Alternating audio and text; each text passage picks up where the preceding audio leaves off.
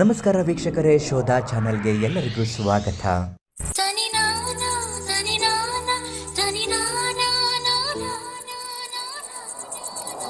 ಭಾರತೀಯ ಚಿತ್ರರಂಗದಲ್ಲಿ ಎಷ್ಟೋ ಹಾರರ್ ಸಿನಿಮಾಗಳು ಬಂದಿವೆ ಹೋಗಿವೆ. ಆದರೆ 20 ವರ್ಷಗಳ ಹಿಂದೆ ತೆರೆ ಕಂಡ ಒಂದು ಸಿನಿಮಾ ಇವತ್ತಿಗೂ ಕನ್ನಡಿಗರ ಮನಸ್ಸಿನಲ್ಲಿ ಅಚ್ಚ ಅಳಿಯದ ಭಯ ಮತ್ತು ಕುತೂಹಲವನ್ನು ಉಳಿಸಿದೆ. ಅದೇ ಸಾಹಸ ಸಿಂಹ ವಿಷ್ಣುವರ್ಧನ್ ಅಭಿನಯದ ಪಿ ವಾಸು ನಿರ್ದೇಶನದ ಮಾಸ್ಟರ್ ಪೀಸ್ ಆಪ್ತಮಿತ್ರ. ಇದು ಸೈಕಾಲಜಿಕಲ್ ಥ್ರಿಲ್ಲರ್ ಮತ್ತು ಹಾರರ್ ಜಾನರನ್ನು ಅದ್ಭುತವಾಗಿ ಸಮ್ಮಿಲನಗೊಳಿಸಿದ ಈ ಚಿತ್ರದ ವಿಶೇಷತೆಗಳೇನು ಇವತ್ತಿನ ಚಲನಚಿತ್ರದ ವಿಮರ್ಶೆಯಲ್ಲಿ ನಾವು ನೋಡೋಣ. ಶೋಧ ಚಾನಲ್ನಲ್ಲಿ ನೀವಿನ್ನೂ ಸಬ್ಸ್ಕ್ರೈಬ್ ಮಾಡಿಲ್ಲ ಅಂದರೆ ಮೊದಲು ಸಬ್ಸ್ಕ್ರೈಬ್ ಮಾಡಿ. ಪ್ರತಿದಿನ ಇಂಥದ್ದೇ ಮಾಹಿತಿಗಳು ನಿಮಗೆ ಸಿಗ್ತಾ ಹೋಗುತ್ತೆ. ಎಷ್ಟೋ ವಿಚಾರಗಳನ್ನು ಶೋಧಿಸಿ ನಿಮ್ಮೊಂದಿಗೆ ತರುತ್ತೇವೆ. ಆಪ್ತಮಿತ್ರ ಚಲನಚಿತ್ರ ಪ್ರಾರಂಭ ಆಗೋದೇ ಒಂದು ಪುರಾತನ ಕಾಲದ ಅರಮನೆಯಿಂದ.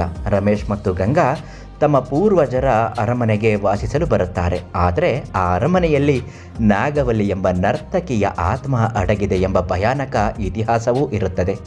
ಮನೆಯಲ್ಲಿ ನಡೆಯುವ ಎಷ್ಟೋ ವಿಚಿತ್ರ ಘಟನೆಗಳು, ಗಂಗಳಲ್ಲಿ ಕಂಡುಬರುವ ಬದಲಾವಣೆಗಳು ಪ್ರೇಕ್ಷಕರನ್ನು ಸೀಟಿನ ತುದಿಗೆ ತಂದು ನಿಲ್ಲಿಸುತ್ತದೆ. ಈ ರಹಸ್ಯವನ್ನು ಭೇದಿಸಲು ಎಂಟ್ರಿ ಕೊಡುವುದೇ ಡಾಕ್ಟರ್ ವಿಜಯ್. ಸಾಹಸ ಸಿಂಹ ವಿಷ್ಣುವರ್ಧನ್ ವಿಜಯ್ ಪಾತ್ರದಲ್ಲಿ ವಿಷ್ಣುದಾದ ಅವರ ನಟನೆ ಅಪ್ರತಿಮ. ಗಾಂಭೀರ್ಯ ಮತ್ತು ಹಾಸ್ಯ ಎರಡನ್ನೂ ಸಮತೋಲನದಲ್ಲಿ ನಿಭಾಯಿಸಿದ ರೀತಿ ಅದ್ಭುತ. ಈ ಚಿತ್ರದ ನಿಜವಾದ ಜೀವ ಎಂದರೆ ಅದು ನಟಿ ಸೌಂದರ್ಯ. ಗಂಗಾ ಆಗಿ ಮುಗ್ಧತೆ ತೋರಿಸುವ ಅವರು ನಾಗವಲ್ಲಿಯಾಗಿ ಬದಲಾದಾಗ ಅವರ ಕಣ್ಣುಗಳಲ್ಲಿ ಕಾಣುವ ತೇಜಸ್ಸು ಮತ್ತು ರೌದ್ರಾವತಾರ ಮೈ ನಡುಗಿಸುವಂತಿದೆ. ಅವರ ವೃತ್ತಿ ಜೀವನದ ಒಂದು ಶ್ರೇಷ್ಠ ನಟನೆ ಇದು ಎನ್ನಬಹುದು.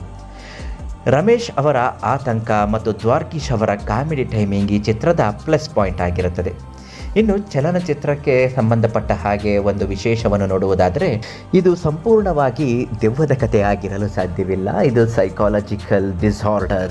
ಒಬ್ಬ ವ್ಯಕ್ತಿ ಇಬ್ಬರಾಗಿ ಬದಲಾಗೋದು, split personality multiple personality disorders ಅಂತಲೇ ಹೇಳಬಹುದು. ಇದು ಸೌಂದರ್ಯಗಳಲ್ಲಿ ಕಾಣಿಸುವಂಥದ್ದು ಮತ್ತು ಇದು ಸೌಂದರ್ಯದ ಮನಸ್ಸಿನ ಒಂದು ವೈಯಕ್ತಿಕವಾದಂತಹ ಮನೋವ್ಯಾಧಿಯನ್ನು ಈ ಚಿತ್ರದಲ್ಲಿ ಕಾಣುತ್ತೇವೆ. ಆದರೆ ಎಷ್ಟೋ ಜನ ಇವತ್ತಿಗೂ ಇದು ದೆವ್ವದ ಸಿನಿಮಾ ಅಂತಲೇ ವಾದ ಮಾಡ್ತಾರೆ. ಇದು ಖಂಡಿತ ದೆವ್ವದ ಸಿನಿಮಾ ಅಲ್ಲ. ಇದು ಕೇವಲ ಒಂದು ಮನೋವಿಜ್ಞಾನದ ಒಂದು ಕಥೆ ಅಂತಲೇ ಹೇಳಬಹುದು. ಇದರಲ್ಲಿ ಹೇಗಾಗುತ್ತೆ, ಆಪ್ತಮಿತ್ರ ಚಲನಚಿತ್ರದಲ್ಲಿ ಗಂಗಾ ಮುಗ್ಧ ಮನಸ್ಸಿನವಳು. ಯಾವುದನ್ನೇ ಆಗಲಿ ತಾನು ಸಹ ಅನುಭವಿಸುವಂತಹ ಒಂದು ನೈಜವಾದ ಕ್ಯಾರೆಕ್ಟರ್ ಈಕೆದಾಗಿರುತ್ತೆ.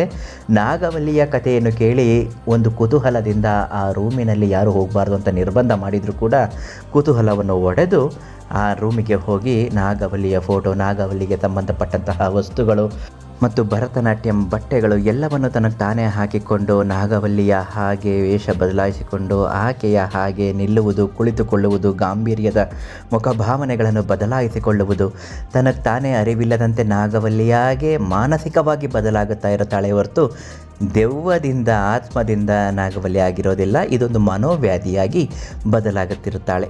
ಇದನ್ನು split personality, dual personality, multiple personality ಅಂತ ವಿವಿಧ ಹೆಸರುಗಳಿಂದಲೂ ಕೂಡ ಕರೆಯುತ್ತಾರೆ. ಇದು ಎಷ್ಟೋ ಜನರಲ್ಲಿ ಈಗಲೂ ನಮ್ಮ ಸುತ್ತಮುತ್ತ ಇರ್ತಾರೆ, ಅವ್ರಿಗೂ ಕೂಡ ಆಗಿರುತ್ತೆ, ಗೊತ್ತಾಗಲ್ಲ. ಹೆಚ್ಚು ಕಮ್ಮಿ ಮಿಮಿಕ್ರಿ ಮಾಡುವಂಥ ಕಲಾವಿದರಲ್ಲಿ ನಾವಿದನ್ನು ನೋಡ್ಬೋದು. ಆದರೆ ನಾಗವಲ್ಲಿ ಆಗಿ ಬದಲಾಗ್ತಿರುವಂತಹ ಗಂಗಾಲಲ್ಲಿ ತುಂಬ ವಿಚಾರಗಳು ಬದಲಾವಣೆ ಆಗ್ತಾ ಇರುತ್ತೆ. ನಾಗವಲ್ಲಿ ತಾನೇ ನಾಗವಲ್ಲಿ ಅಂದ್ಕೊಳ್ತಾಳೆ, ನಾಗವಲ್ಲಿಗಾಗಿರೋದೆಲ್ಲ ನನಗೆ ಆಗ್ತಾ ಇದೆ ಅಂದ್ಕೊಳ್ತಾಳೆ. ಅಂದರೆ ಇದು ಮಾನಸಿಕವಾಗಿ ತುಂಬ ಒತ್ತಡಗಳನ್ನು ಅನುಭವಿಸುತ್ತಾ ರಾಜ ನನ್ನನ್ನು ಮೋಸ ಮಾಡಿಕೊಂಡಿದ್ದರಿಂದ ರಾಜನನ್ನು ಬಲಿ ತೆಗೆದುಕೊಳ್ಬೇಕು, ಸೇಡು ತೀರಿಸ್ಕೊಳ್ಬೇಕು ಅಂತ ಕಾಯುತ್ತಿರುತ್ತಾಳೆ. ಇದೆಲ್ಲವೂ ಸಂಪೂರ್ಣವಾಗಿ ಡಾಕ್ಟರ್ ವಿಜಯ್ ಮನೋವೈದ್ಯ ಇದನ್ನೆಲ್ಲ ಅರಿತಿರ್ತಾರೆ. ಇದನ್ನೆಲ್ಲ ಅರಿತು ಏನು ಮಾಡಬೇಕು ಅದನ್ನು ತುಂಬ ಚೆನ್ನಾಗಿ ಪಾತ್ರದಲ್ಲಿ ನಿಭಾಯಿಸುತ್ತಾ ಬರುತ್ತಾರೆ. ಅವಿನಾಶ್ ಅವರು ಕೂಡ ಮಂತ್ರವಾದಿ ಪಾತ್ರದಲ್ಲಿ ಗತ್ತು, ಗಾಂಭೀರ್ಯ ಮತ್ತು ಬೇಕಾದಂತಹ ಮೈಕಟ್ಟುಗಳನ್ನು ಹೊಂದಿ ಪಾತ್ರಕ್ಕೆ ನಿಜವಾದ ಜೀವ ತುಂಬಿದ್ದಾರೆ.